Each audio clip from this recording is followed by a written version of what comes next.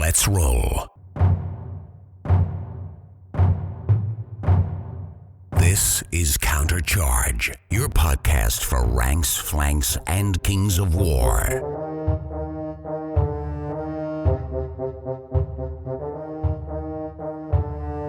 Join your hosts as they delve into the world of Panithor and bring you worldwide coverage of all things Kings of War. Welcome to Countercharge. I am Travis Timm from the Mountain region, and I am the second best Goblin player this year, going into this new year, I guess, thanks to Kyle Poole beating me out at Masters this past year. And I am Rob Fnuff. And, sometimes second best is first. So it's still top 10 finish. We like second place, too. I'm good at second. I'm good at second and third. Maybe this is your year. Yeah, everybody was talking me up this last year, and I had to fly under the radar a little bit.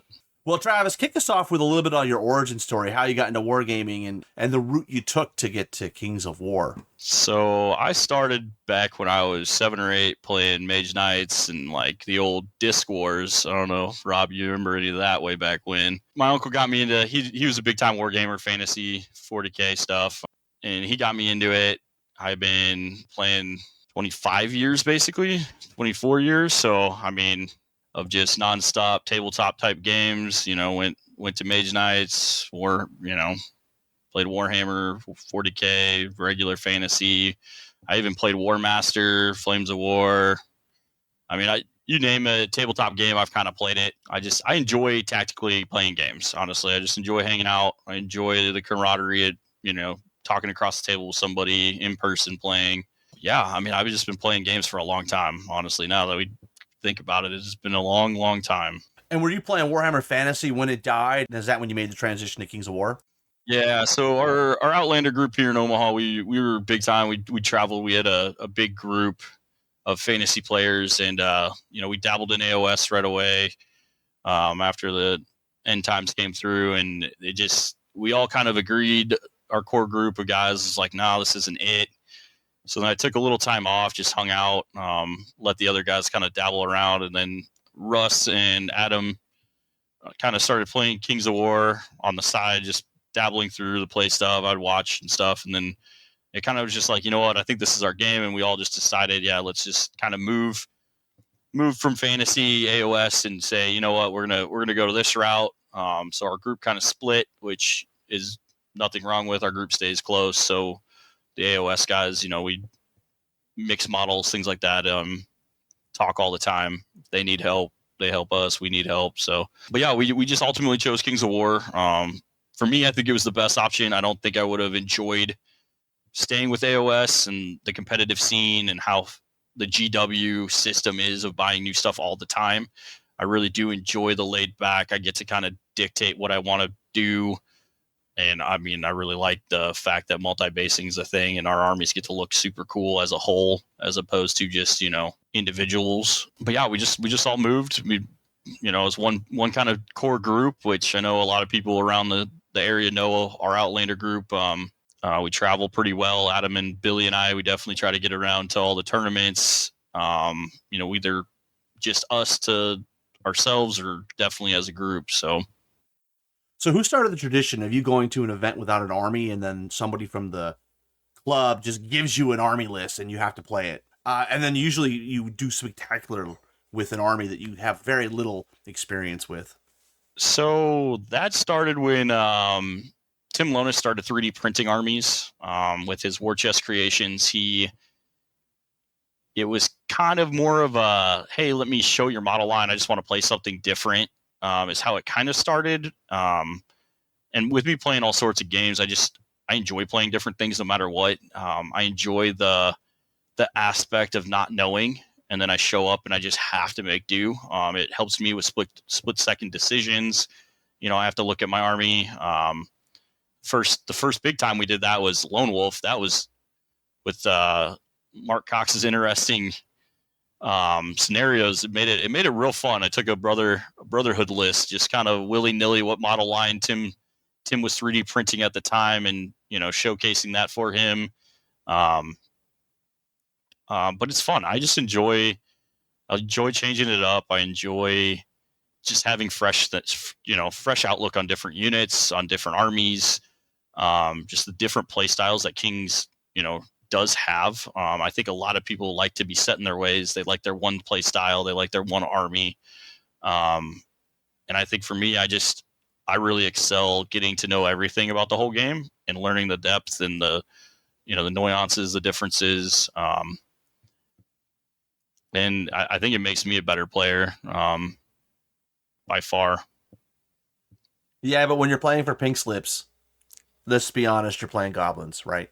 So if it comes down to it, yeah, generally, I mean, Adam and I have this conversation all the time because he's just like, you seem not happy playing goblins. You seem, in like autopilot. And I'm just like, yeah, I mean, this is why I don't take it to, every event.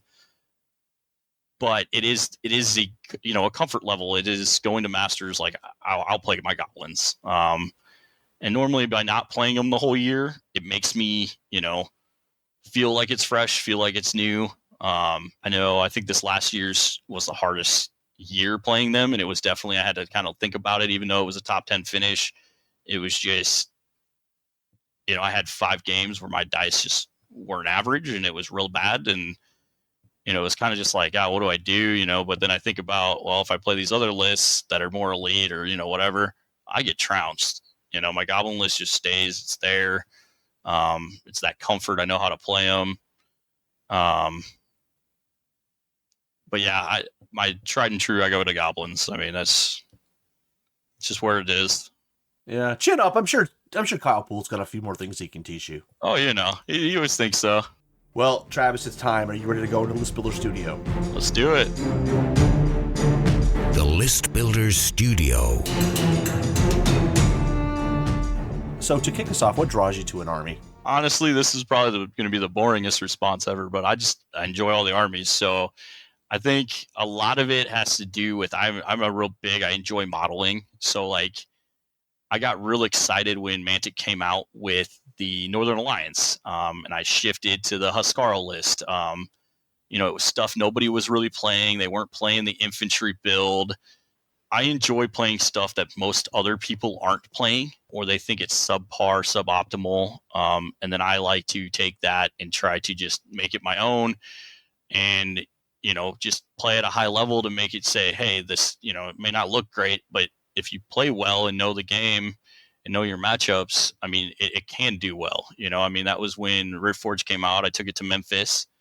I did very well with it. And it was an army that people were struggling with playing. And it was like, they're really honestly not that bad. You just got to expect certain things are going to happen. You're going to get shot. You just got to expect it. And you got to work around stuff like that. Now, you're going to run into, with Riftforge or my Northern Alliance list, which had 0 combat. I mean, I won a game where I rolled 3 dice the whole game against Jason. I'm going to call you out, Jason, Adepticon, and I just remember showing you the score, and you were just like, "What?" You did not offensively fight any battles. I had my character. My character went into one guy to try to ground him, and that was it. And I failed. I rolled 3 dice, or I think it was 4 dice. I rolled 3 dice to attack, and 1 dice that hit, and I didn't wound him, so he didn't even get grounded. But the rest of the game, I was just getting shot up. I was getting surrounded. It was just, it was one of those games where people would want to quit and never play again, and thanks to me playing Jason, people would get upset. Jason and I are good friends, so that helped too. But it was just one of those things. I just kept my eye on the prize, played to the scenario. I knew this matchup was going to be one of the hardest ones in the room. With my army going in, if it was Keith Randall, it'd been the same thing. Yeah, but if it was Keith, he probably would have rolled better than Jason. If it was Keith, I would have baited him into something. But love you, Keith. But no, I mean, I enjoy those tough matchups, right? Like, others might get discouraged. They may never want to play again, but it's like, if you just got to accept it and play through it. And then, if you do lose, you learn from it, right? Like, Jason and I were talking, I was like, I think this is the right play. I don't know. Like, let's, we'll find out. And then Jason's trying to do the same thing because he's still got to punch through it, and I made mine that year it was the 4 Huskarls with all the dwarves in front and the rally. So it was real tough, defense 5. You got to find a way through. There's a lot of counterpunch to that army. It's really slow. It's stocky, but it won me Adepticon, right? Like, I didn't take it thinking it'd win. I knew I'd do well. I took it thinking I'd do okay, but the first trial was at your event that year when I took it was lower points, but we took it, and it was, well, it's Travis piloting it, but it's like, wow, that army's actually not that bad, and then it got nerfed. See you later, Huskarls. I think there's an advantage, though, inherently with playing all these different armies, because you kind of see everything out there and you know how to play against them. Yeah, I mean, I definitely getting games in. I know that Adam, we'll just talk about Adam. Obviously, he's got to get his limelight like normal. He won Masters, but that year he got a ton of practice in. I mean, all the time he was playing. Anytime I wanted to hang out with him, he was just like, "Well, I'm playing a game against somebody somewhere on UB, right?" With his Night Stalkers. And Adam definitely, he's got to play games. I mean, he's definitely that guy. He knows it. He plays those games to iron out his reps, things like that. I'm a little more laid back. I enjoy not knowing sometimes and just reacting to the table and what's happening. But I've put in enough effort to know, the different armies, what they can bring to the table, what this unit does, what that unit does, so you gotta, if you want to play competitively, you gotta put the work in, but ultimately at the end of the day, it is a game that you need to work at and you need to play and practice. So when you're building a list for the first time, or even changing like a list that you've been using for a while, what's the very first thing you think about? So I like to do groupings. I know a lot of people, they got their set little groups. I always battle feel groups?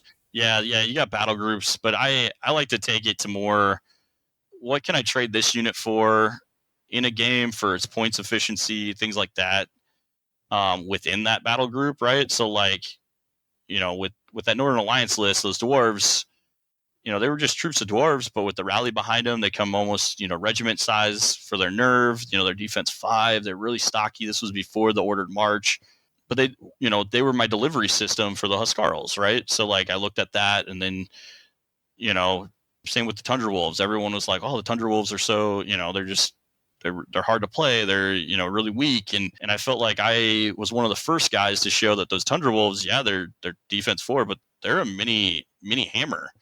I mean, they hit on 3s, 18 attacks. Now they have Pathfinder. Back then you had to give them the item for Pathfinder, but like, at speed 9, they're like, well, how do you get them there? And it's like, well, these snow foxes are perfect. They sit them next to Harim. People don't want to go charge you because they're going to get flanked by a Harim. So like, I always try to think of these little groups that I can kind of sit together and let do things. But, ultimately it's, what chaff do I need to get a piece somewhere? I think I err on the side of more chaff. Some of these lists, you count those troops in that Northern Alliance list. I mean, I had 5 troops of dwarves and 2 snow foxes. That's seven units out of my, I don't know, 16, I think was in the army that are chaff. And people are like, oh, that's a lot of chaff, but it's like, if they're doing their job, it doesn't matter how many chaff pieces you have, right? Like as long as they get there, do their thing. And I definitely, I think I err on the side of more chaff than others do, for sure. Do you consider the opponent's chaff and how you're going to deal with it? So I always like to, I like to get rid of chaff. That's kind of my first target in any game. I always say, okay, where's your chaff pieces? Because they're just going to get in my way. And they're the easiest things to kill. And I like to play the unit numbers. I always like to have more options than my opponent. You look at my goblin list, it's 24 drops at 2,300 points. I mean, very few people get close to that number. My Northern Alliance, my Rift Forge, they're sitting at 16 to 18 drops, right? More expensive units and things, but like there's still a lot of drops there, and a lot of it's chaff maybe, but I definitely try to win that number game. I always love to see elite armies across the table from me, because it just gives me more options in the game. Yeah. Do you consider yourself a proactive or reactive player? I like to definitely, with most of my lists, if you look at them, they're definitely kind of a reactive list. I'm not that Alpha Strike guy. I might have elements of an Alpha Strike in the army, but it's definitely more of a slower army that will react. Talk to me about meta and how it affects your list building. So I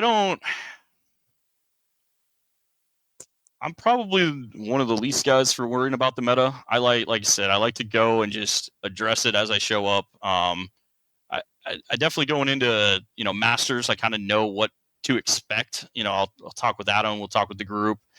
This army is going to be more prevalent than that army. We talk about how to deal with it, but I don't think really.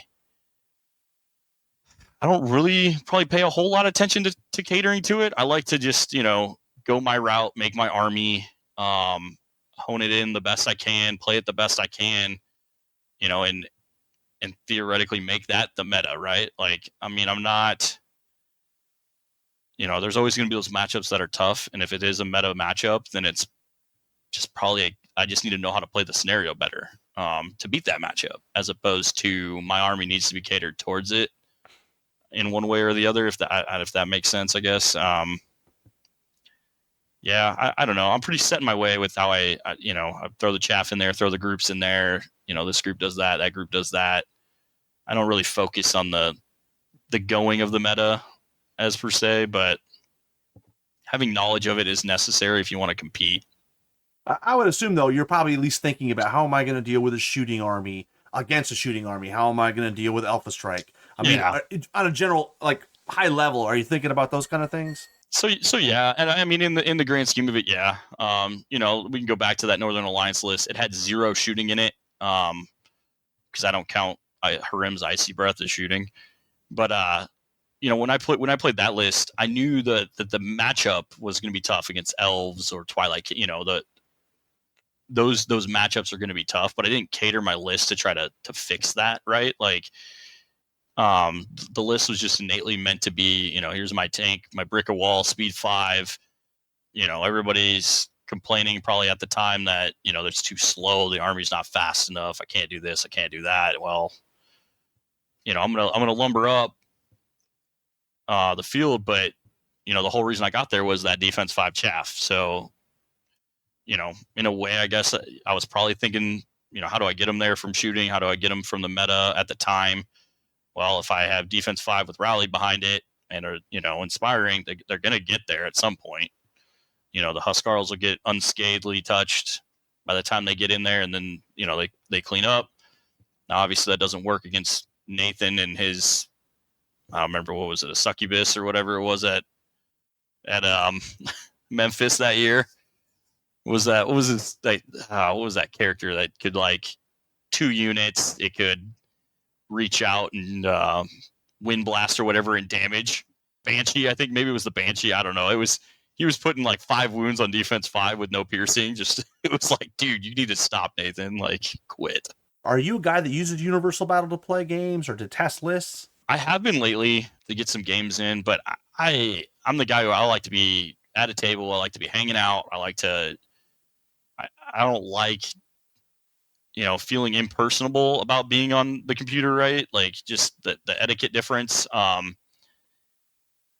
granted, I mean, I've been playing more UB lately, mostly though against, in-house guys, trying to hone lists for this next year, just get an idea of the differences. I think a lot of it was probably because we're practicing with command dice more, just in case they end up at Masters or end up at a tournament. But I would say overall, probably not. I mean, if someone reached out and wanted a game, I would definitely try to get you a game and play UB. But I mean, personally, I'd rather just drive to you and hang out and play in person if I can, Absolutely. Yeah. You talked about starting with kind of a battle group or a combat group when you're building your list. When you're looking at each of those, do you have a role for each of those? Or like, do the roles kind of like, are the roles really more about the units within those groups? And so they're all self-sufficient. So maybe you have like chaff delivery in each of those groups. Maybe you have, talk to me about the role in the roles of battle groups and or units in your army. Yeah. So, I mean, they definitely get grouped together. I like to run a lot of more infantry, I think, than most people. So like those groups are just, how do I get them standard walking to objectives, getting to places? But those units are normally high defense, decent nerve or higher nerve if I can rally them. They're kind of that, they're going to take a hit and hopefully stay alive is their goal. Huskarls, the Riftforged, they generally can deliver back a hit. So those units in the back are probably, crush something, hitting on 3s or, Berserkers, a lot of attacks hitting on 4s types of units. And then I always try to get an element in there, like with the Tundra Wolves or Hell Strikers for Riftforged, where, I have some speed to either throw on a flank or split up, depending on who you're playing against, to get some angles, to get some play. So yeah, I definitely, the groups have roles. They generally, some are faster, slower. It could be a shooting element. My goblins, I split up into a couple groups of shooting elements, generally speaking, because they're goblins with a bunch of trash in front. So yeah, I definitely like to group and definitely like to have them have kind of different roles, and then deploy them in the way that their role hopefully best suits them. If not, they get to a spot that they're usable. How do you incorporate the idea of flexibility into your list? I definitely do it by trying to not hone in on one specific role for the entire army, right? So like, I say that even though I play Northern Alliance with no shooting, but it has the speed, the flexibility, it has the combat staying power flexibility. My goblins, most people say they're an all shooting list, which half the army is shooting, but I have 6 hordes that can put out hundreds of attacks a game that I'm rolling dice. Like they all add up. So I definitely like a well-rounded kind of approach to a list, whether it's shooting, chaff, speed, hitting power. But it's just kind of, how do I get it all together to get to a place in a in an orderly fashion to get a win.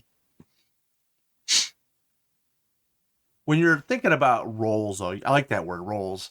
Like, do you like to have units or battle groups that have multiple roles? Like maybe a primary function is to, be a combat unit, but maybe the secondary role is to hold the loot token. I mean, are you thinking about that? Are you trying to give units, or are you like a one and done guy? Like, this unit has this job, and that's what it's there to do. No, I definitely like to have units that can do fit multiple roles. I think the main role is, how do they play in scenario?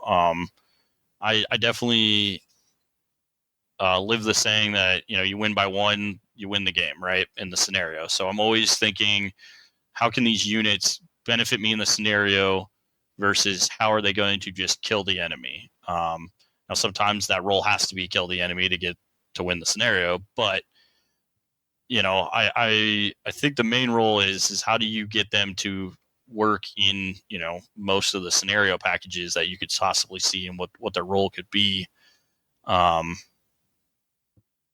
So that I think that's the main thing I look at is, where do I want this unit in dominate versus control versus, a loot or a raise or, all the different types of scenarios we can have now.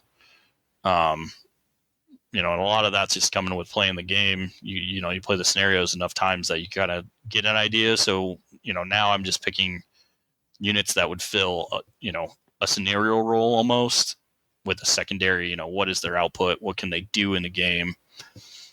When you're looking at units, do you have a preference, and do you always go, regiment or horde? Did you have a preference in that regard, or depends on the unit? Yeah, it depends on the unit.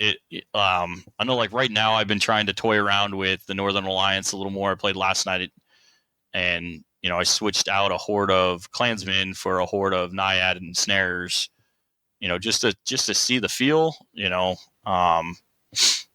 I know everybody played the ensnares, so I was trying to make the tribesmen work, and as opposed to the ensnares. But I'm not opposed to a regiment versus a horde. I mean, I've ran orcs and Riftforged with just hordes of heavy infantry and, done well with them, where I've done, the Northern Alliance list that was just regiments of Huskarls, right? So I think being flexible and just knowing what you want each unit to do and each unit size to, as their goal, I think is kind of more where I'm at in the game at this point, as opposed to I like a horde versus a regiment.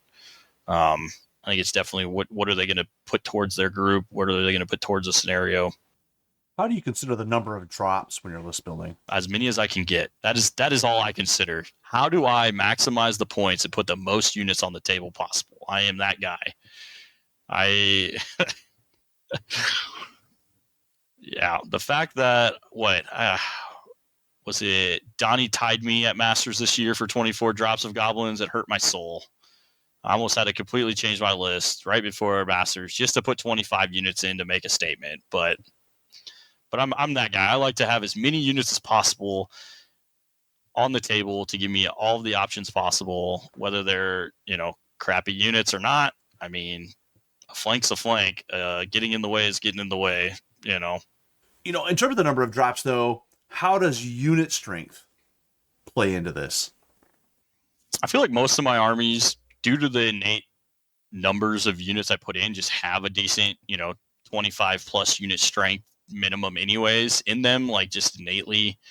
So I don't ever really honestly look at the unit strength number because I just know I'm going to have a pretty high unit strength, right? Like my goblins, I have, 13 war machines and individuals in it, some crazy outlandish number.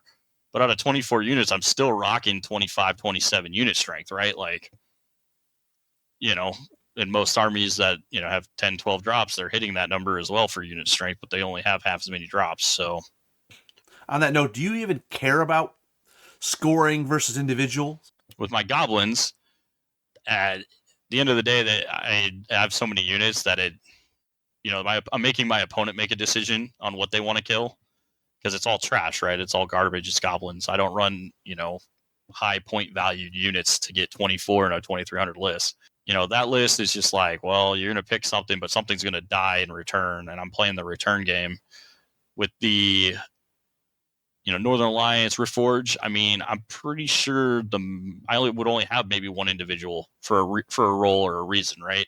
I'm always trying to get units that have unit strength in there, that can, get those flanks to double their attacks, can, do the output. The new thing with the duelist is kind of cool though, getting times 3 attacks. Might try to throw a duelist in once in a while. As I'm hearing you talk, you are a person that seems to play a lot of trash. As many drops as possible. Oh, 100%. With that, I find units that are, like the Huskarls. I mean, I had 4 regiments. Those aren't trash, right? But I had a lot of trash in front of them to get them there. So, I always try to do that. I call it bargain shopping, right? How can I get this? If I do have an expensive unit like a Harim or those 4, Huskarls, how do I get them there? Well, I have to put more trash in front of them to get them there, right? To do their output because, they are slow in this game effectively. So I bargain shop with cheap Tundra Wolves, which, are, in my opinion, one of the better cav in the game, even though their nerve sucks. But, defense 4, 13, 15 nerve, yeah, they're going to die, but they're fast enough to get there and hit something before, and do damage output. So I kind of look at things like that. I had to do that with the Reforge. I think the Reforge is one of the harder armies for me to build just because they are so expensive. And it's hard to get the chaff in there, but those Amber Oxes turned out to be money for chaff, right? So, I mean, it was just that trade out. Do you even care about the durability of a unit? Whether it's like higher defense or has rally or a high nerve value, or this is the unit that does this role that I want it to do and it costs sufficiently low enough that I can get more of them? Do you ever put in stuff that's defense 6, super expensive? Or you literally are a trash guy? So, I do, but it's looking at that numbered game, right? So, I have the Mincers in my Goblins. They have defense 6. They have that durability to live from the front, right? The Northern Alliance have the Huskarls. If I give them rally, they are hard to remove even at defense 5, right? So I do look at those types of things when I'm making those groups together. So like that Northern Alliance, it was, I can get a rally banner for really cheap, put an inspiring talisman on him, and he can cover, if I place it right, all 4 units at any given time. Now they're 16, 16, 18 nerve, something crazy defense 5 with Fury, right? So with Crush 2 and 20 attacks hitting on 3s. So I definitely look at that, and how do I get them there? Well, I put the dwarves in front of them at defense 5. The other 10, 12 people are like, oh, they're troops, but you give them rally, they're 11, 13s. They're hard to, you can't just chip shoot them. You have to, so my opponent has to dictate shots to them. Well, that's a turn they're wasting on the troop of dwarves. That's not going to do any damage output in the, theoretically in the game. And, it gets my guys there. So I definitely look at that sort of stuff. But I think it's based on army basis, right? It's army per army. I just kind of figure, what do I want them to do? What am I going to do? How do I play the scenario with this? Do I need a heavy defense 6 somewhere? Do I need, something that's just garbage? But, I kind of play that game and then figure out how I can get the most units in there to play that game, to give me the most options in the game. Yeah, I mean, it sounds like your durability is rolled specific, right? And there's certain roles for units you may need to have higher durability, but that's never going to trump getting more and more units, right? Yeah, like that's if I can get more units, I'll probably drop I would, out of those 4, I'd drop a Huskarl unit out of those 4 to get more units if I really wanted, if I needed that unit count up. Talk to me about how you think about height as your list building. Not very well. I run a lot of infantry, It definitely is a thing that's, on my mind, but generally when I'm list building, I'm trying to think of how does this unit interact with that unit in front of it to get to somewhere else, as opposed to the height. Now, the Tundra Wolves are a nice example because they're height 2. Snow Foxes are only height 1. I can use that little height difference to sneak across something.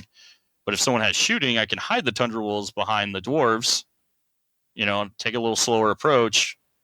They'll get cover then, to mitigate their lower defense. So I do think about it at times. I used Harim to hide the Tundra Wolves. I've used, Frostfang Lords to hide the Tundra Wolves.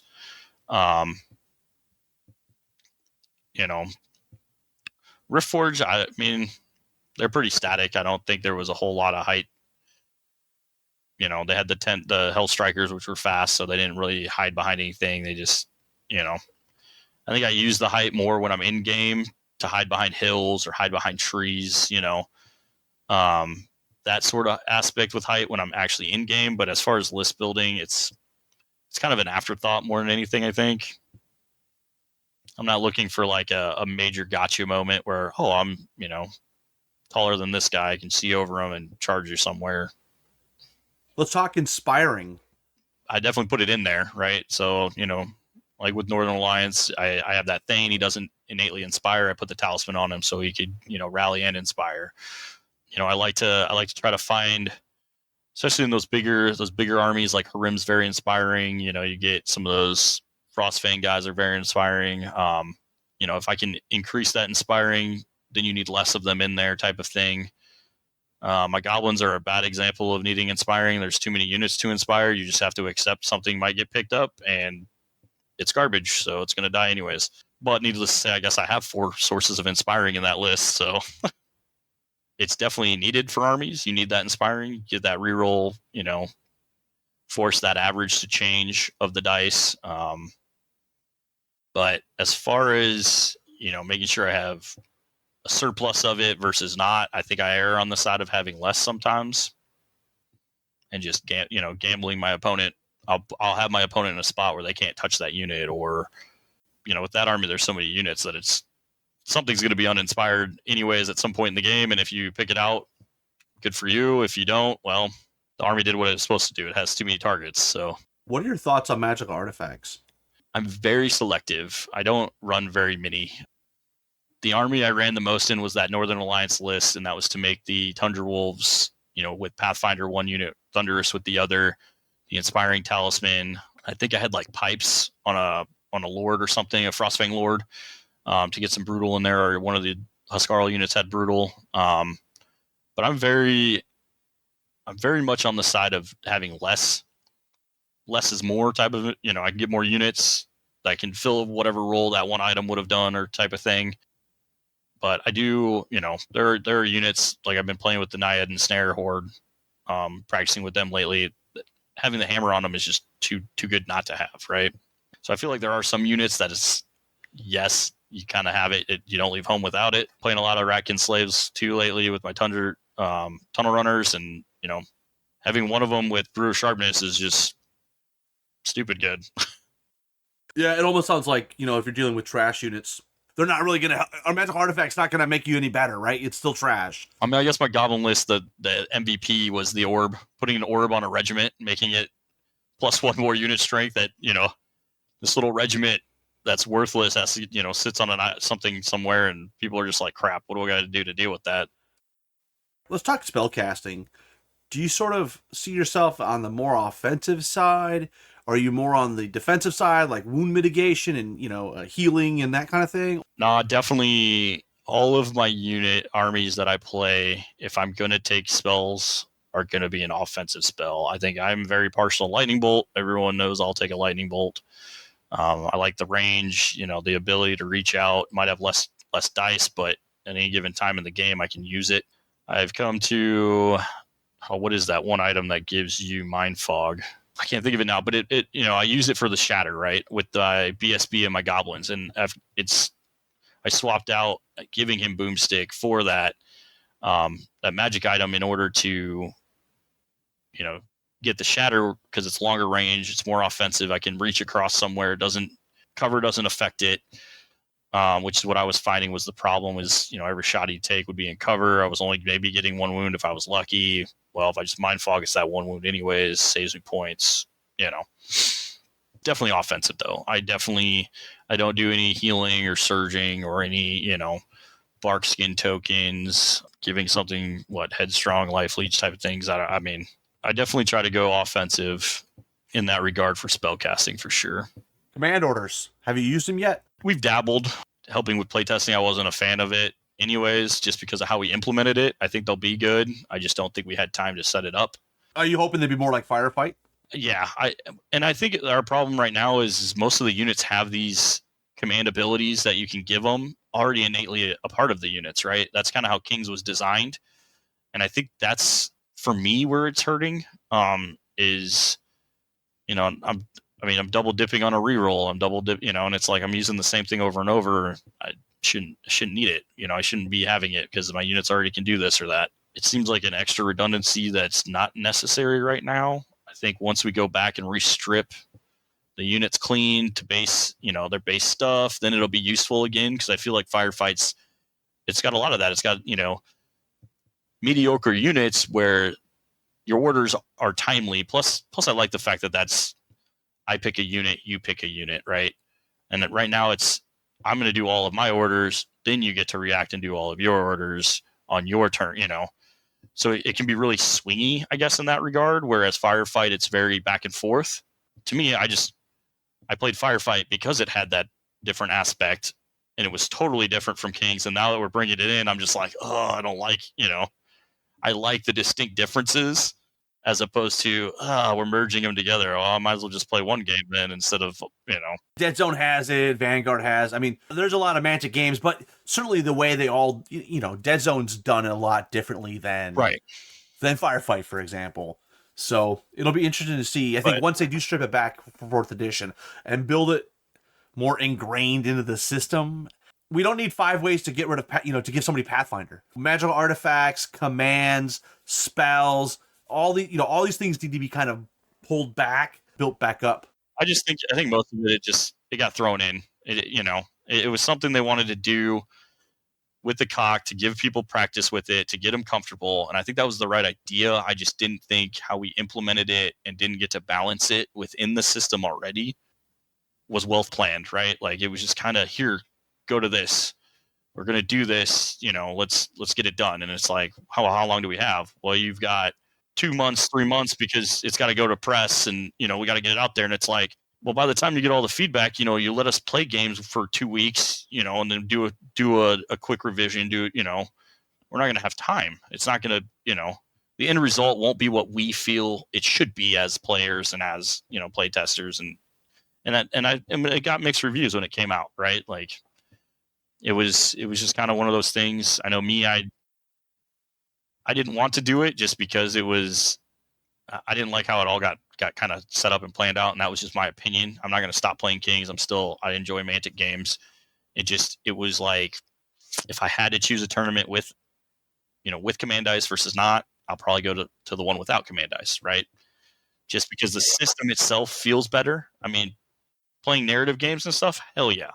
I thought the command dice were hilarious. They're fun. They change up stuff. Part of it too, though, people forget that Clash of Kings has historically been a trial run for stuff. Right. We used to have heavy flyers. I don't know if you remember that. Oh yeah, yep. Speed 7s. Yep. And some of those trial things did end up making it into the game, and sometimes they didn't. So, and I like how they do it. I just felt like it was rushed this time around. Like the idea behind it was just rushed. And I'm glad they said it's optional so people can make their decisions. I mean, I hope everybody tries them. Right. And that's and I'm still practicing with them just to get an idea, so that way, when we come back around for fourth and actually put it in, like, we got ideas. The quick rush to push it in, it's like we could have figured this out a year ago, and had time, because they're trying to release, Abyssals and Trident Realms, and maybe they'll have us move to D8s. Yeah, we move to a completely different dice system. All right, well, let's talk deployment. You've got these big armies with all these units. Yes. Are you downstairs in like a murder basement figuring out by the millimeter how these armies should deploy and where they should be? And are you playing the whole table? But just generally, just walk us through how you're coming up with your deployment scheme. I think I do it while I'm list building, because it's how are my groups going to look basically on the table, right? It might not be exactly where I'm going to put them every game based on, terrain. I definitely like my contingents. This is my stock deployment here. This is my deployment here, whether it's on this side, that side. It's all based on table placement. But, every table is different. Everything's, you're going to walk up on any given table. It's going to theoretically be all different, right? Every game's going to be different. So I'm not really overly worried about how I'm just going to deploy one way every game, because I'm very, table and scenario dependent on how I like to deploy. But I definitely have, with that many units, I definitely have, okay, I'm going to drop this unit, that unit. I know these 6 drops are going to go first. That's going to get into the meat of the opposing army, so I can see where they go, and then I can counter that. I definitely have that mindset when I'm deploying and when I'm thinking of making the armies. And, that's just my innate, I have more units than you. I can sacrifice these units to different places of the board that I don't care. I know they're not going to either do anything or they're going to have one roll over here, but that's fine. Even if that's to die and you place 3 units across from them, well, now I know I can overwhelm you on this other spot. Do you have like a list of units? This is the order in which the units get dropped? No, not normally. Because I have enough redundancy of chaff and those unit types, I would say that's probably those orders. But like, I don't have, I'm going to play this, this guy every game. He's going to be the first unit deployed, right? It's definitely, based on the table. If I know, we're playing dominate, I'm going to put my core down and just say, here's my core, because, it's going to go there, right? So, which is going to tell me where all your other units are going to go, whether you're going to fight the core or not, type of stuff. Goblins, I have the war trombones. I pick a spot. Most people like to hold them back, but I put them down. I let you know, hey, this is my area. I'm going to command this area. You can either come into it and get shot by war trombones, or you can stay away from it. I'm giving you that opportunity. This is your one opportunity. But it's all drops. It's okay. This is where he's going to go. There's something to be said with changing their behavior, right? Like you show them, here's the zone of death, here's the kill box, and that's probably more my offense, right? Like I like to show people, hey, this is where I'm going to go. You can either fight me there, or you don't have to, But that's how I build the list out, is so that way, based on the scenario, this is going to go here. And it's definitely, making my opponent make a decision right away, early game, what they're going to do. And then I just counter it with the rest of the units because I have so many. That's definitely my play style. I like to play reactive, but at the same time with, maybe I'm the most proactive player there by just deployment, right? Who knows? I mean, doesn't ever feel like it when you play the game, but. Let's talk speed. Since I use a lot of infantry, generally most armies on paper outspeed me, but it's definitely something I think of. I definitely think, I need either elements in there if I'm playing that slow army, or how do I deal with their elements if they are fast. My goblins do it because I have 24 units. I just cross the board. I've got roadblocks in that redundancy in that list is so many units. With the Northern Alliance, it's, I add in the Tundra Wolves, the Snow Foxes, just, some faster units to combat. Definitely have them in the Hell Strikers or speed 10. My Wreck and Slave, I have the Tunnel Runners. That army is actually very fast. It just, speed 8. I mean, I definitely think about speed though. I mean, I feel like if you can get the initiative to attack first, do the damage first, generally you're on the uphill, the top of the hill there fighting them. I think that's why I like playing the slower stuff, is because it is a challenge and people have issues with it, and showing them, hey, this your stock infantry armies are fine, they are good. It's just all how you play it. What about flyers? I mean, I Hell Strikers. I definitely use them in my Riftforge list. I found love for the Frostclaw character champion in my Northern Alliance. He's kind of like my one little X Factor guy. He's one little lone flyer, but because he has that ability, he's, last night's game against Sean's like, I have to honor him. He can go, raise it. We're playing the new raise mission. He's like, he's fast enough. He can fly over this building and go get this. I have to keep this, this unit over here just to do it. And, because of his speed and mobility, he allowed me to effectively keep a unit out of the game for him. But I guess other than those couple of armies, I don't run too many flyers. I mean, I guess the goblins have the wingets, so they're flyers. They're huge. I say that and then I think of that, but yeah. Do you worry about your opponent's flyers? Normally, no. Last night I should have thought a little more about it. Those winged arrowless captains are pretty good for the halflings. Especially if you let them fly around freely. They caused me some headaches last night, but I tried something different against Sean just to see, and it didn't work, so I'll never do that again. I think most of my armies, I kind of counter flyers by having so many units, right? Like, because I have so many units, they can't get behind me relatively quickly. They can't, if I'm giving you a flank, it's on purpose probably because I have a counter to that flank. There's ways around it, and I think of it probably a little differently than others think, okay, I need my flyers to counter their flyers or my speed, and I think, well, I have so many units, I just counter it that way instead. So let's talk terrain. When you're building your list, are you conscious about terrain and providing mitigation, or thinking about how you're going to use the terrain for or against? Yeah, I definitely think about terrain. I definitely, you're always going to find forests. You're going to find, some hills. So I like, my big thing with Tundra Wolves is I always loved having them on a hill, right? I have Pathfinder now, but if I give them a hill, they're generally fast enough that they can charge something and get the extra thunder, right? So, now their output's even better. I definitely, I haven't got to use the Naiad and snares, but, parking them in a forest and getting charged, I don't want to charge that. Other people might not. So it's a nice control piece. I always try to figure out a way around, those terrain pieces. It always, I think most of it though determines different regions have different size terrain pieces, right? Like some people have massive forests and small hills. Some people have, massive hills and it's all open. Otherwise, the impassable buildings cut off. Well, we go to Lady and it's like a third of the board's cut off by a building at Lady, So I think a lot of it's just how can I mitigate terrain hurting me and then helping me in the long game. So you're a huge scenario guy. Everything's about the scenario. While you're building your list, you must be consciously thinking about scenario. How am I going to play objective-based scenarios? How am I going to do loot tokens? How am I going to do bluff? Or now we have progressive. Or, God forbid, you go to Texas and play one of those crazy scenarios. Just walk us through, what are you doing when you're building your list to ensure you can play all these different scenarios?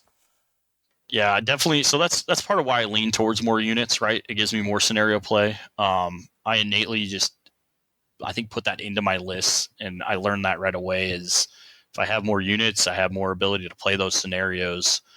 And other than my goblins, most units don't have very many individuals in it, so it's mostly all unit strength, so it can all play the scenarios.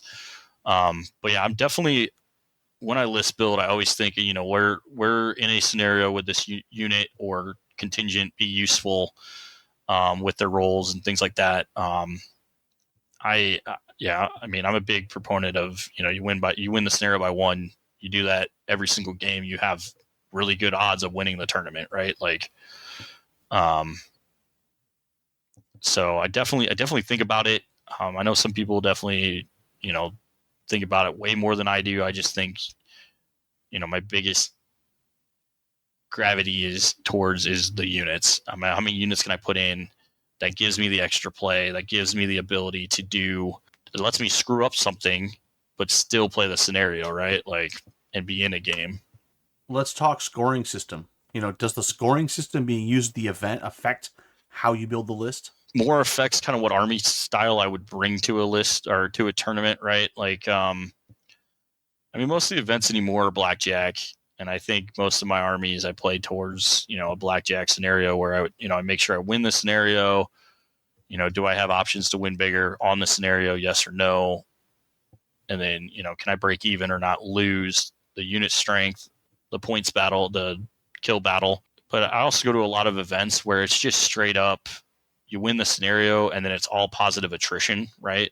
Renegades that way. We have a Northern King style, where it's just, it's just positive. There's no negatives for losing, which, heaven forbid we do that for Masters, because my army is great at, well, I'm just going to kill your army, win the scenario, and I'm going to lose all my units though too. My goblins are really good at that. I quit taking them to some of those events because it felt unfair, because I can just trade, on a 1-to-1 unit basis and then win the scenario by one, because that's all you have to do in that. But because I killed your whole army, yeah, you might have killed mine, but in the grand scheme of things, it doesn't matter. I got all my points for the scenario, I think I've only really played those blackjack and Northern Kings. Well, you came to Kings of Memphis. I don't remember, though. It's been a couple years since you came, so we're using a system now that doesn't have kill points or attrition. It's just basically like the scenario points, and then there's like secondary objectives.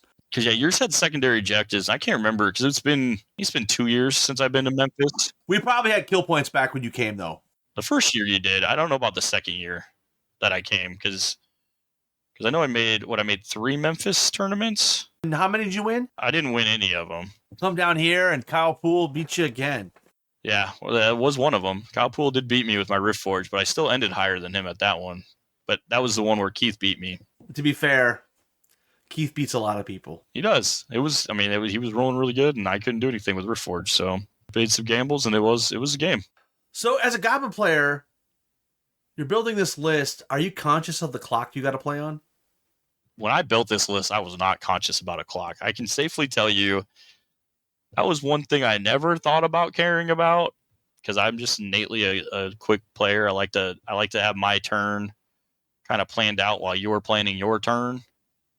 And so generally my armies, unless I'm dinking around and talking, it's not a major tournament, I normally have 10 to 20 minutes left on my clock. Even if I'm playing with the goblins, just because, I've planned out my first couple turns already. I'm going to shoot this target, I'm going to move, I'm going to get to this place. I have my dice preset in blocks of 25 for the goblin army, because the hordes are 25 attacks, and then I pull from that. So I kind of preemptively have all these extra plans for how I get through with that many units. And, keeping them in blocks helps with that, because obviously, okay, if this unit moves 6 inches, well, that unit next to it moves 6 inches. They're at the same. And so it's all kind of just quick. If I had one big movement tray, I just move it all together, I could do it too. But normally I don't run into too many, too much trouble with it, knowing, part of that's just knowing I have a lot of units to get through. I possibly have a ton of combats. I possibly have to roll a bunch of dice. So, but there are definitely times where I get down there on the clock and I'm like, oh crap, where'd it go? Well, I forgot to hit the button. It ran on your time. I run into those moments where I'm too busy talking and hanging out, because to me, this is all about having fun and hanging out with my family. Kings of War guys, they're my family. We all enjoy the same thing. When you're building a list, are you consciously thinking about, do you want to go first or second? I think yes and no. I think in the back of my mind, it's always, what can I do going first? What can I do going second? But ultimately, to me, that's just a die roll when you come to it and what scenario you're playing. There's scenarios that, you want to go first to move up the board. My goblins, I would like to go first just to get out of my deployment zone. I'm really bad with the goblins about going first, though. I seem to always fail that die roll. Pretty sure I'm probably 80%. So if you want to play against my goblins, you will probably get the choice of going first. Does the amount of points you're playing at the event affect your list? I think it affects some of the choices, right? I mean, I'm still trying to get as many units in there as possible. So, with your Memphis tournament, it's always a different point system, it feels. It's, I think last year was 2015. 2015. Yeah, something crazy. And, so it was like, I enjoy that because it makes me have to think about how I'm going to, what can I cut out of my 2300? What can I, add here? What can I take there? To still be, that as many units as I can get and points efficient for those, units that I'm putting in and taking out. Definitely, I think I like the 2000 to 2300 range. I think the armies I pick, due to the volume of units, have a better playability. I think once we start getting into that 2500 plus range, the other armies get to start adding those units they wish they had, for the chaff and the extra pieces and things like that. Which is, it hurts me because now they have more units and I only get to put in 1 or 2 units because I have so many, maxed out chaff and this and that. So, because I know I found that with, what was it? It was Renegade 2 years ago. Yeah, 2 years ago. I think we were playing 2,800 points, and I took the goblins just because I had enough units for it and models. But for me, I put 2 units back into that, and everyone else got 4 or 5 units added to theirs, from their 2,300 because I had already filled all my unlocks. All the trash was in there. I didn't have more trash to put in. I can only take 3 of a kind, so it was just kind of one of those feelings playing. I was like, yeah, every other army caught up to me on this, So with the annual Clash of Kings, we know that it's coming. Every fall we're going to get this book. How does that impact your list building process? I think I use it more as a tweak. Unless there's a major change to a rule or something, I think a lot of times it's just, I tweak, a unit here or there for, if it's a little better or, this one got a little worse or, the cost change. Because this last go around, my goblins, are a good example that they changed where points went up on the war trombones. But I saved those points because I didn't need to put the inspiring talisman on a wizard because I could just take the BSB, who's now very inspiring. It's just better for his points and cheaper. And I just put a cheap item on him and let him do his thing. So, there was definitely tweaking. I think the base core of the army stays. My Northern Alliance one, that took me a while to figure out, though, because the Huskarls went down to only being able to take 2, and I ran 4. And the whole Facebook discussion is, oh, this won't affect too many people. Most people don't run, more than 2 units and this and that. And I'm sitting there, I was like, I do. It affects me. So that, and I'm still trying to find where that army sits at 2,300 and what units to trade out. Because, I had a very select number of units in that because I specifically made that army to take to your tournament and then add up to 2,300. So I don't have that Naiad Horde models even together or painted yet to match, so I think a lot of it is I try to keep it, this army's done. What minor changes can I make to keep it, that way I can start a new project, if that makes sense, right? I started the Rift Forge, so. Do you have an example where hobby trumped your list building? I mean, I would say hobby drives my list building because Northern Alliance, the whole reason I went to the Huskarls and the Dwarves is because I like those models, right? For Mantic. I wanted it to be my Mantic army for that year, for Adepta Clash, for, your tournament, the basic Dwarves that came out that, they have just the blank shields and they look like real nice chaff troops to me. And I think they turned out well in that role, right? Just the Human Clansman when they came out, I definitely gravitated towards that as a modeling aspect to make that list, and that army. Riftforged kind of the same way. I really liked the look of those orcs. I really liked the Hell Strikers. I already had an extensive, orcs from GW and from before, so like it just, it gave me a different play style for the Riftforge, and then they combined, but with the orcs and stuff. But like, I would say yes, I do kind of, if I like this unit, I'm going to try to find a way to use it. It definitely, like, my slasher here, right?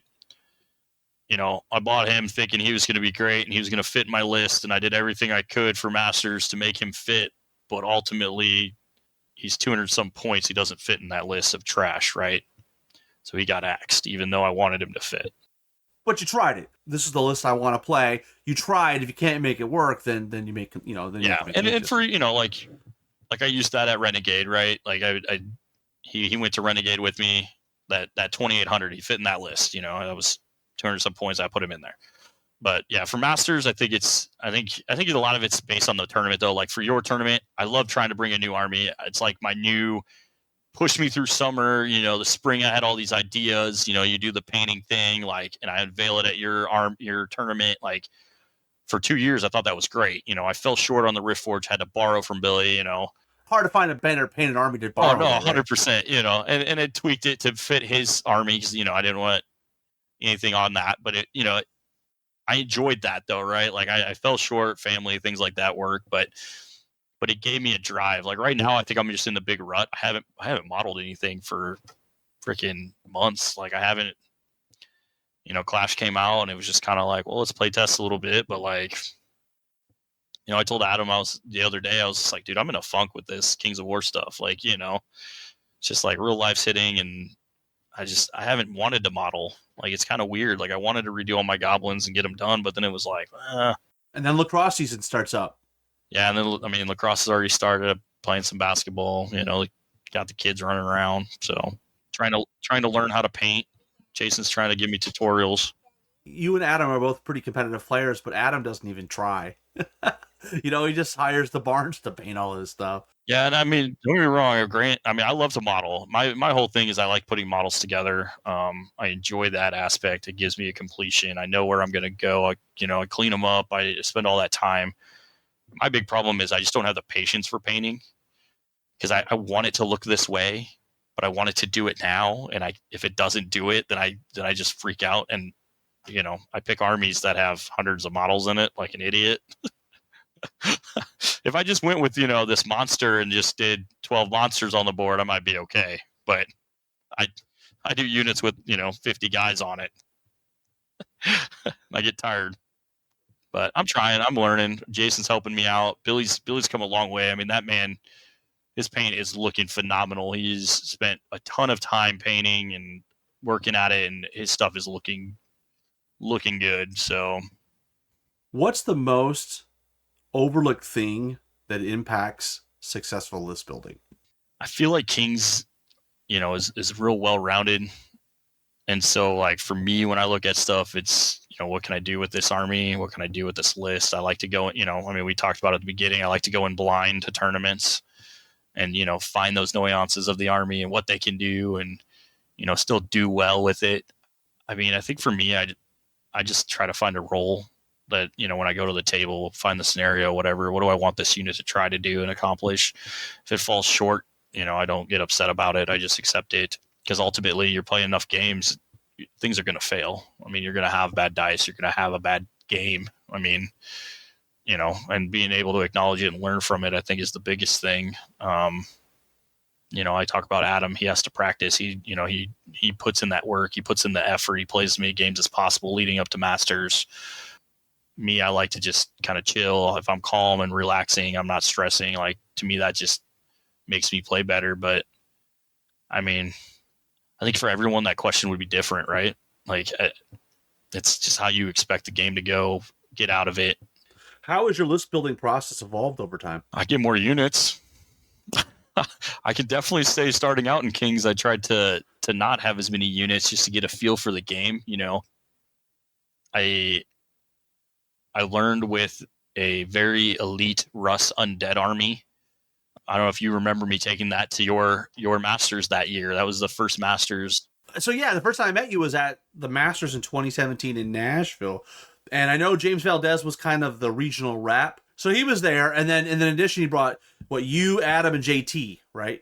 Yeah, he pulled us. He was like, "Oh, you guys play Kings, come to this." At that time, we were still dabbling, trying to figure out what we wanted to do.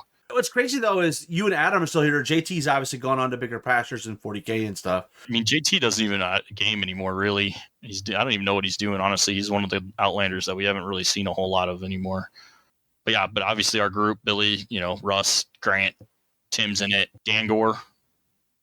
He doesn't get out to too many major events outside of, our... Well, all he ever plays is the Herd. And he plays the Herd, yeah, and he does what? I mean, he plays his Herd and Varinger. He uses them for Varinger, too. But yeah, we've all stuck together all the way back through then. And, but back then, learning, it was, a lot of elite, smaller armies, and for me, I kicked that quickly and wanted more units, thinking that was the way to go. I know Billy, he loves his... Hey, here's my Alpha Strike 12 drop Varinger. I'm going to run you over. If I don't, well, I lost, and that's just how Billy's games go. And that's, he accepts it. And, sometimes he's a little more upset than others when it doesn't work and he thinks it should. But I think I know for me, I definitely gravitated towards more units, more play, more scenario. Absolutely. Well, and I think your play has significantly improved, right? And the results show for itself. Yeah, and I think, it gives me, very least gives me consistency, right? So, I had 2 losses at Masters this year, but I was in both of those games. That's the most losses you've ever had at Masters, right? It's Nashville, yeah. I guess San Antonio, I had 2 losses because I lost to Shannon on the die roll with his giant running through 4 characters to get into the center. Well, which he won Paragon, so it was worth it. The Goblin player won. It's funny when you go look back at the U.S. Masters, though, because how things have evolved. Because, when we did Masters in 2017 in Nashville, best of the rest wasn't even a thought. Yeah, at that point, we were just hoping to get 64 players, right? Yeah. We did have. Since then, we've really changed the Merc process. We've added best of the rest. We've added, evening activities. And we were all new, some of us knew each other from fantasy. A few of us knew, but, there wasn't really the hangout. Whereas, now, everyone wants to play so we can stay till 2, 3 a.m. playing degenerate dice games. The Harry Potter dice game. Yeah, the Harry Potter dice game. If a new player is building a list, what's the most important question they should ask themselves? I think, what do I want to get out of the game? Is it just to have fun, or is it to try and just, win? Who are you as a player? Because I feel like for me, I enjoy just playing the game. I will just take a list that someone else will build for me, or I'll just build a list that, I think will be fun, right? When I go to Masters, Masters is the best players, right? That's the goal. The goal is to win. We all know it. We're all in the room. That's what we accept. I'm going to try to take the best list. So I think just knowing what event what you're looking to get out of the event, what you're looking to, get while you're there. For me, it's, I just want to hang out with the guys. I want to, it's, my getaway from work, from family for a little bit to go hang out with my other family. Right. I always talk that, the Kings of War guys are my family.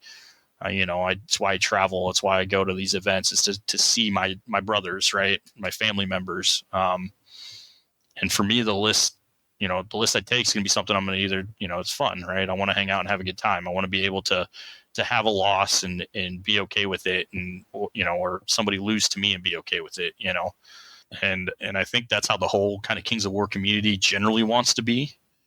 I feel like, I don't know about you, Rob, but everyone I meet, even there's less and less new people we meet because we meet so many people now and know everybody. I feel like even in a loss, everyone can hang out and have a good time. Back in fantasy days for Warhammer and 40K, you beat somebody or you lost somebody, you left, you didn't talk to them, you didn't go out to dinner with them and get to know them. I just know what you want to get out of the game system and what you're looking for. I think is your, priority one before you even really build a list. Would you consider Kings of War a list building game? It has lists, you build them. I think so. I know some people think it's too simple, but other people think it's really difficult. I mean, when I build a list, I do, what do I think is going to be fun? What do I think I'm going to be able to play with and win scenarios and play a good competitive game? Because that's where I'm at in the game. But, if there's, we play some narrative games with Russ and stuff around here, I'll take an all Fleabag list. I don't think it's going to do well. I think, it's just a bunch of fast cav running around with low nerve, and, surprisingly it plays well and it's fun. People look at it and go, holy crap, or an all infantry dwarf list. I just stompy across the field, and I'm either going to get there or I'm not. So next up, Travis, if you would pull out your Northern Alliance list, what's the background of the list? You talked about that you got into Northern Alliance. It was going to come to Kingdoms of Memphis a few years ago. Just give us a sense of why Northern Alliance. Northern Alliance was when they were coming out with the Night Stalkers Northern Alliance for Mantic. I got excited. The 2-player box set. The 2-player box set, yeah, because Adam wanted Night Stalkers anyways. I really liked the idea behind having, elves, dwarves, the humans, the, tundra wolves, and having it all in one army and having something unique and different and try to mesh those play styles all together. I was really excited about the elves and the frozen, the ability to shoot and slow things down and get combos with that.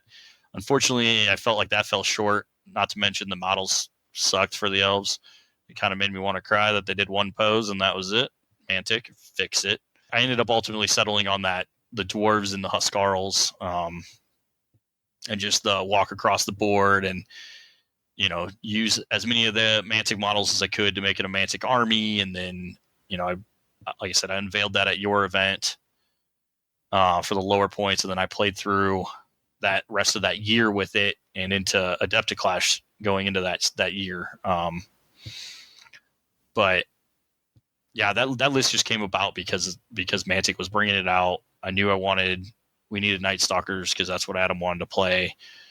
And I was like, well, we might as well get the 2-player starters. And, that was when, what was that? The first year they did Adepticlash, or the second year of Adepticlash being where you got the trip across they did the trip or whatever and stuff like that. And it had to be 90% Mantic. And so it was like, we were trying to find ways to plan for that. And those were the 2 armies Adam and I picked upon, and it just worked out that they were in the same box set. So, and most of the starters had what I wanted to play. I already had the Mantic dwarves anyways, from my dwarf army that I never play, but I have a dwarf army from Warhammer, and then parts of it are Mantic. So,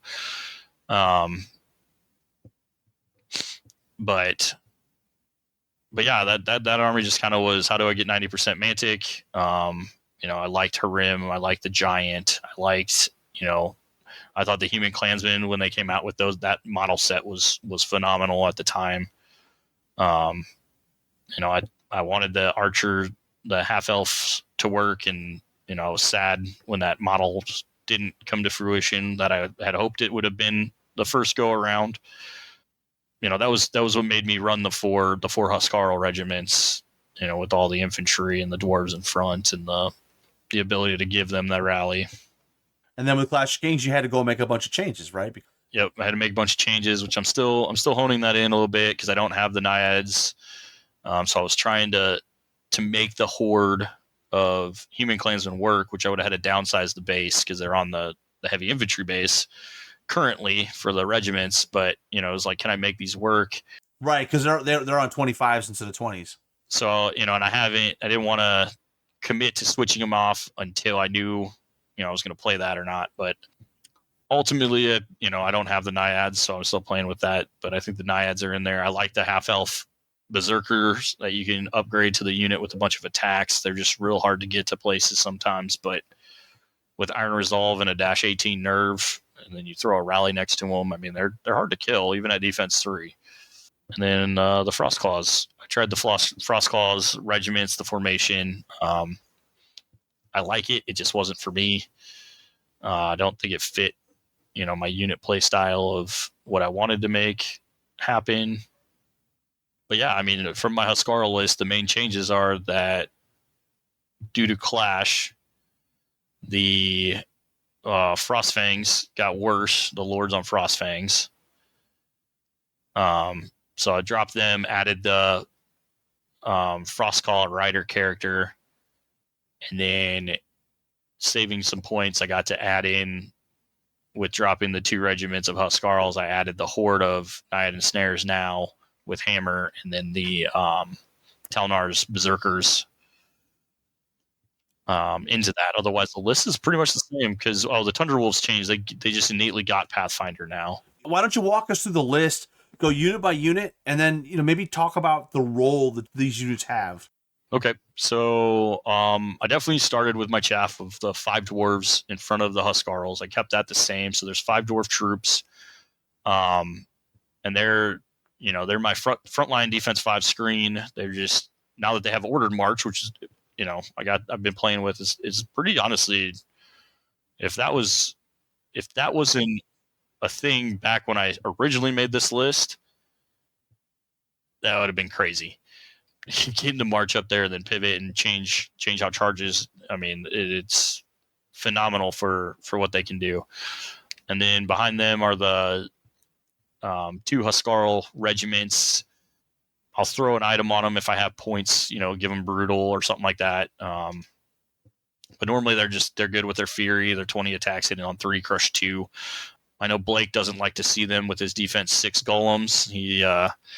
He's unfortunate a few times at the back end of those Huskarls with all the chaff in front. So, and then the Talnar standard Thane with the Inspiring Talisman to give all of that rally 1 is just, it was too good to pass up as, kind of a grouping.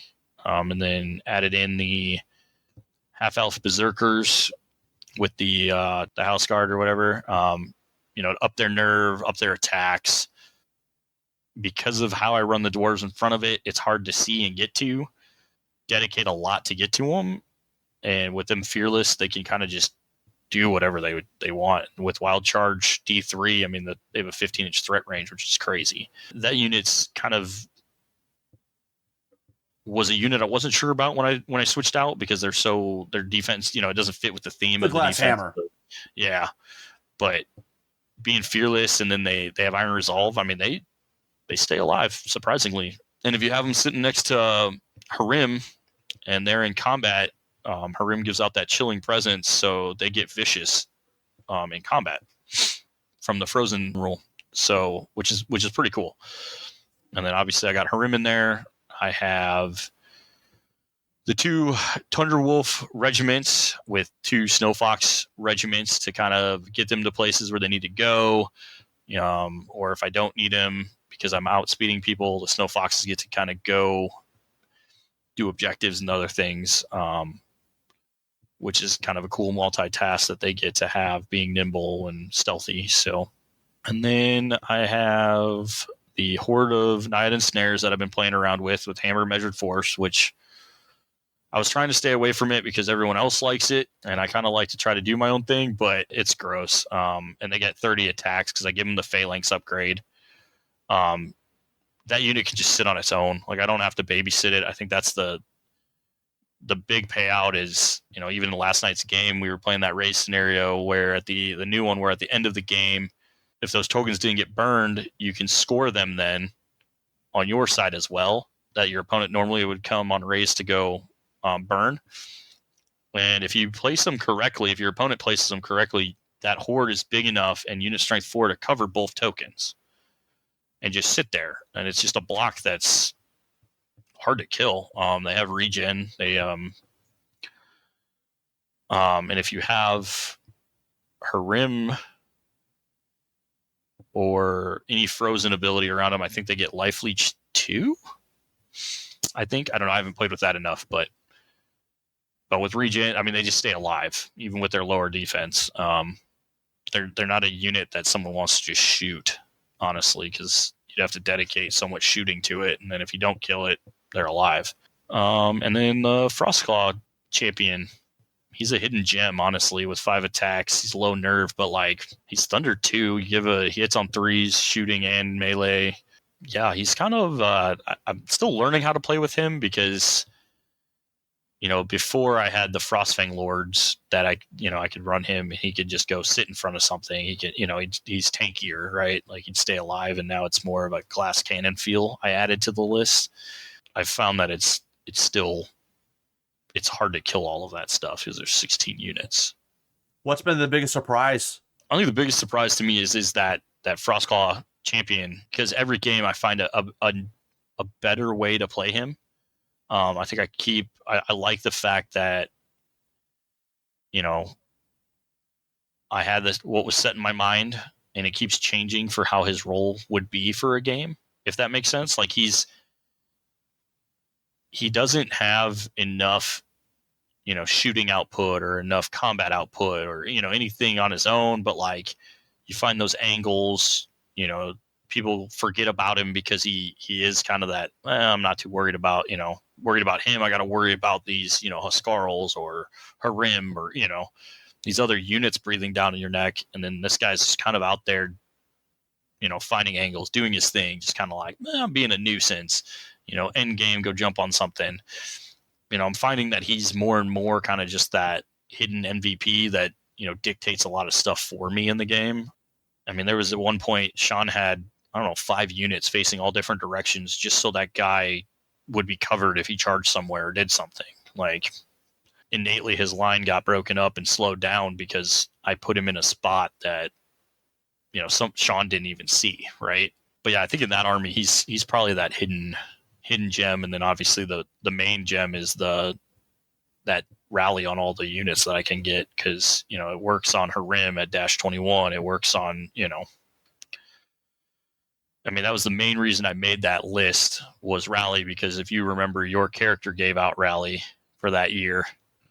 And that was, besides making it the Mantic army, it was, all right, well, Rob's giving me a second rally so I can double rally all my Huskarls for the tournament. And it was gross. People didn't like it. Rob fixed that for the next year. I did. Does the army play well in scenarios? Yeah, last night I tried something different in that new race scenario because I wasn't quite sure how to play it, and that was the first time I had played that scenario. But we ended up tying Sean last night in the end of the game. But I think for the most part, it still plays pretty close to what I had it designed to play with the 4 Huskarl regiments.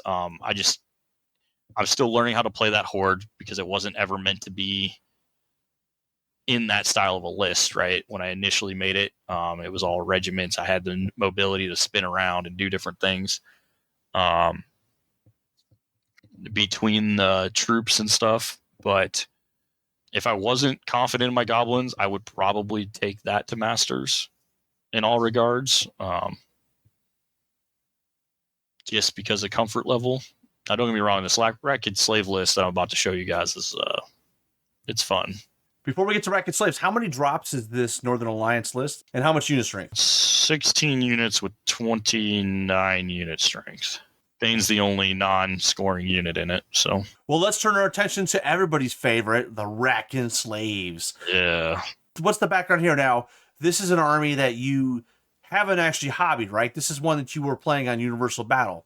This was back when COVID happened. I'd started playing with this online and UB with everybody, and then our games that we could get. It was an army I wanted to hobby just because to me it seems cool. It looked cool on the board. Probably I could go a bunch of different ways with it. I haven't done it just because, the talk's always been Rack and Slave are never going to be here, right? That army's going to get assimilated or whatever. So I've been waiting to see, if it elements get moved into places or if it's just gone completely. So I just haven't done the hobby, but it is it still emphasizes my trash play by far. So it's 2 slave wretch hordes. Oh, this is 2300 too. I messed with a 25 for the Quail Cup thing online, but I couldn't commit to playing. So, but this is what I had. It was 2 slave wretch hordes, 5 Vermintide regiments, and then the core of the list was 5 slave tunnel runner regiments, one with boots, one with ram, one with sharpness.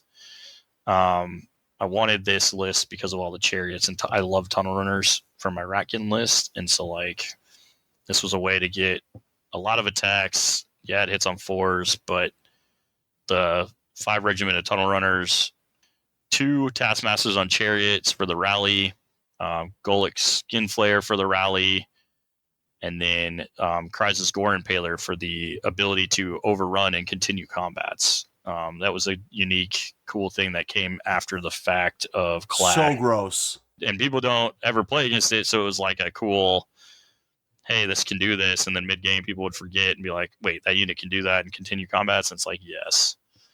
And that Impaler, Gore Impaler, hits on breeze, D6 plus 7, and it's Rampage, so he's meant to go hit infantry regiments and just rip them apart. I mean, dash 16 nerve, sit it next to Golik, he's a dash 18 nerve because he's got the rally 2. But yeah, I made this because of all the rally potential on those tunnel runner chariots. Gets them up to 16, 18 nerve on a tunnel runner chariot regiment. It's gross. It's super cool though. It's still 16 units, 25 unit strength, so it's a little lower on the unit strength because of all those tunnel runners are unit strength too. But and how has it been working for you? On UB, I've maybe lost 1 game since the beginning of this list. Obviously, it's changed a little bit, but like it plays really well. I enjoy it. It's fast. I'm gonna go in there. I'm gonna roll a ton of dice. That would be my worry is on the clock. How am I gonna roll all these dice? Because it's 24 attacks hitting on 4s with tunnel runners, and I got a lot of them. But it goes. It's awkward because of how many chariot bases are in it. Since everything's basically a chariot base except for the Vermintide and the slave retchers.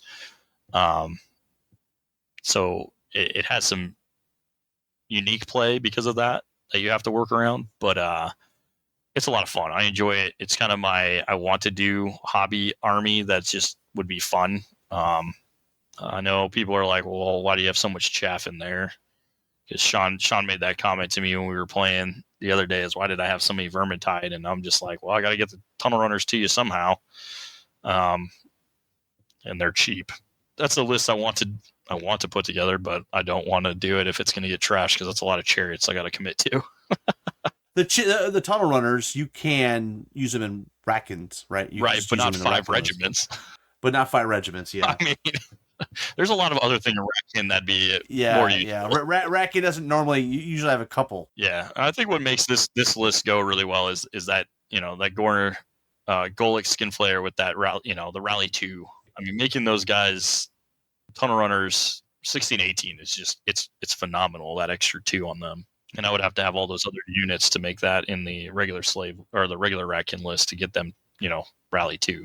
If you do model them, what range of models would you use for these? Probably custom. I mean, I'd probably use Mantic Slit. I'd use the Mantic Ratkin for the infantry wretches because I have obviously Mantic Rats. Vermintide, since there's so many, I would have to find some generic little rat models that Timm would 3D print. The chariots, though, I had a bunch of ideas, from steampunk to just old school 40K orcs, go fast colors and like just shamble them together. I mean, I had so many ideas with this that I wanted to put together and start doing and kit bash in, and because I have dwarves that I would put on the chariots, and Golik would have this big dwarf on there. But yeah, I had all these ideas. I got an old ogre cannon that's being pulled by the big ox. I was gonna have that as Golik's kind of a chariot with that big ox. Like the Scrapple launcher.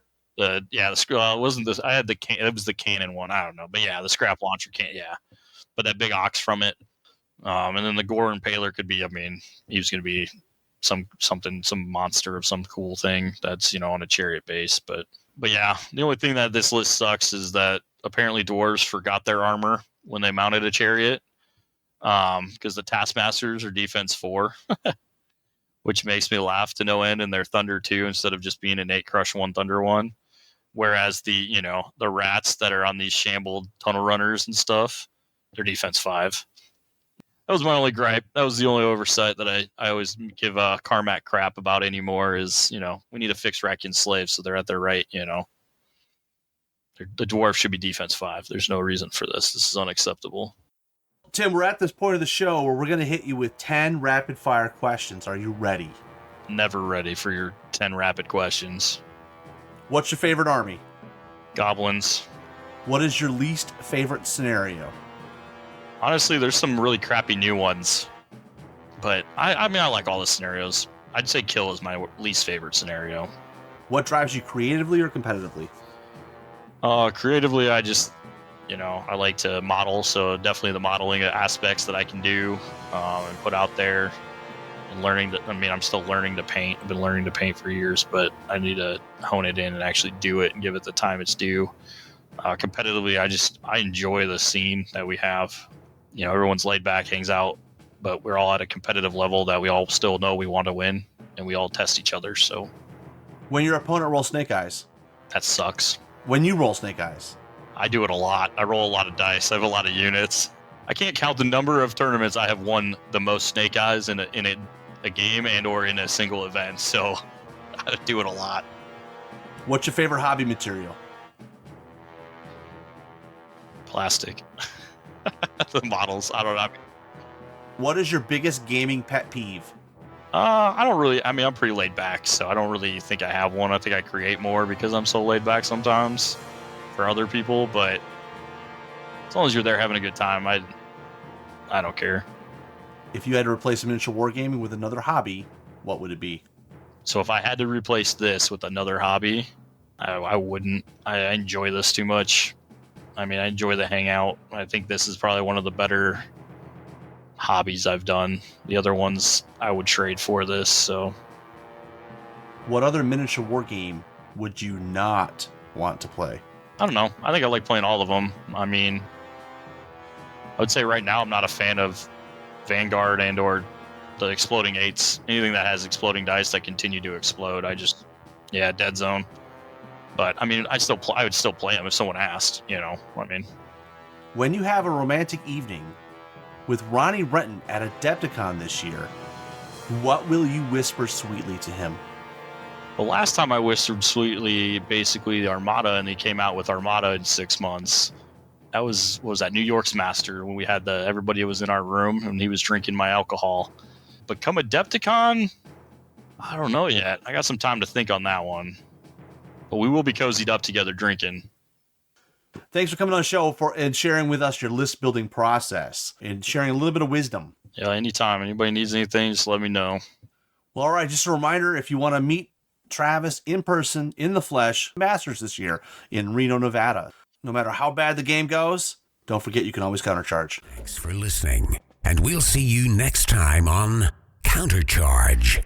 Please let us know what you thought of the show by emailing us at counterchargepodcast@gmail.com, on Twitter at countercharge15, or by commenting on the Countercharge Kings of War podcast Facebook group.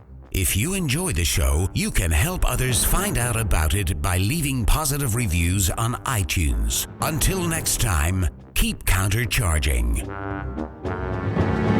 Music is a composition of Kevin MacLeod and is licensed under Creative Commons. I just took a screenshot of us talking and I'm posting it. Your expression is like the best ever. Damn it. So I cannot wait to see it. It's great. That's why I hate doing these things. Yeah, exactly. But it's awesome. Adam's gonna be like, what the hell? It might show up on a t-shirt someday. That's all I got to say. Yeah, with Adam, shoot, you never know. I know Chris Kapsner's sitting around here somewhere floating around. Exactly. It's probably a poster in my room Adam's got hidden somewhere. Exactly.